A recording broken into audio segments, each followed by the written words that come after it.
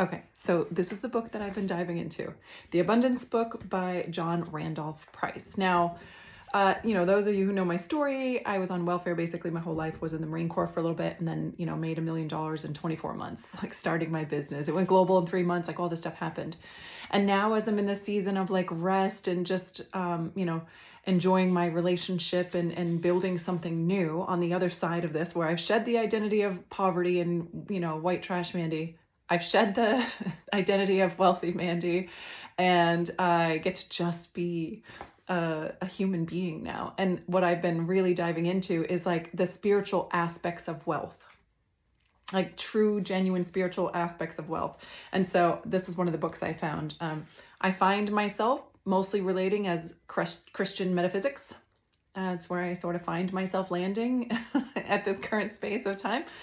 And so here's one of the things inside of the book that I just love. God is omnipresent wealth, the infinite riches of the universe, the lavish abundance of creation. Well, and if you deny unlimited prosperity, you are denying yourself, because you are the image of omnipresent wealth, the expression of the infinite riches of the universe, an individualization of lavish abundance.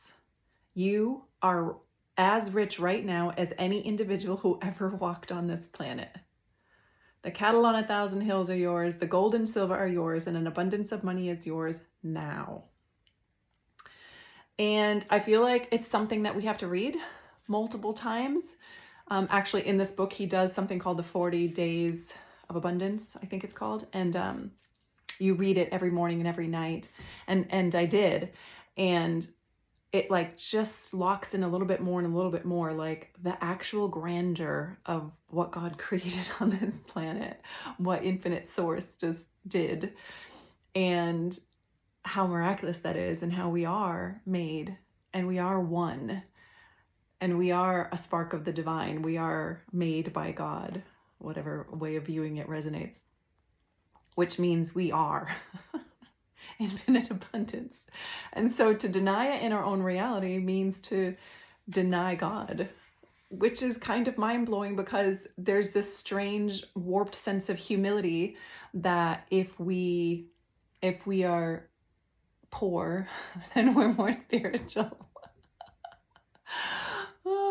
And it also reminds me of this I don't know where I got this from, but this understanding that to be someone who's hyper focused on money and everything you do, the point is money, then you're missing all of life.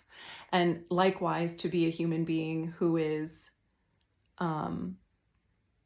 dismissing and avoiding wealth because you think it makes you more spiritual. Both of these are opposing ends of the spectrum. Neither one of them are valid, right? We want to come home in the middle where we just understand, just like beauty, right? Like just like being beautiful. Like I remember when thankfully it was in my 30s, when I looked around, I was like, hey, like it was my late 30s, but this whole thing where I'm supposed to just be desired and desirable, like my value is that a man wants me. I was like, I think I'm a no for this. And why is my culture pushing this on me? Like, this is bizarre. And I thankfully outgrew that. And now it's been many years. It probably took me 10 years to really lock into what I understand as beauty, but it is a reflection of God. It's to be an expression of the reflection of God's beauty. And that's what beauty means to me. And I don't feel like I've embodied that, but I feel like it's a very exciting concept to embody. And my point is, it's the same thing with wealth. Like to understand that wealth and abundance is just an expression and a reflection. It's to be humble enough to be a true reflection of God. And I don't think that struggling in our health, struggling in our wisdom, struggling in our finances, struggling in our expression of ourselves, struggling in whatever the area is the way we're designed to be. As a matter of fact, I know we're not. And yeah, we all have our thing. There's not, there's also this thing in the Christian community that I grew up in anyway, that if you're sick, it's because you're separate from God. And there's so much wisdom in that, but it was used as a judgment of people, like, I'm more pious than you because I'm not sick and you are, and therefore you must have sinned, which is really ugly, really gross the way I was exposed to it as a child. And it's also very normal and human. But the truth is that actually that's our inheritance, and it's the natural state of things. Because if you just look at nature, nature is abundant and extraordinary and beautiful and wild, and we are nature. We're not different than nature. We are nature. We grow here. we exist here. We are just nature as well, and the same rules apply for us. And I find that extraordinarily liberating. So that's it for today. I love you very much. Be blessed.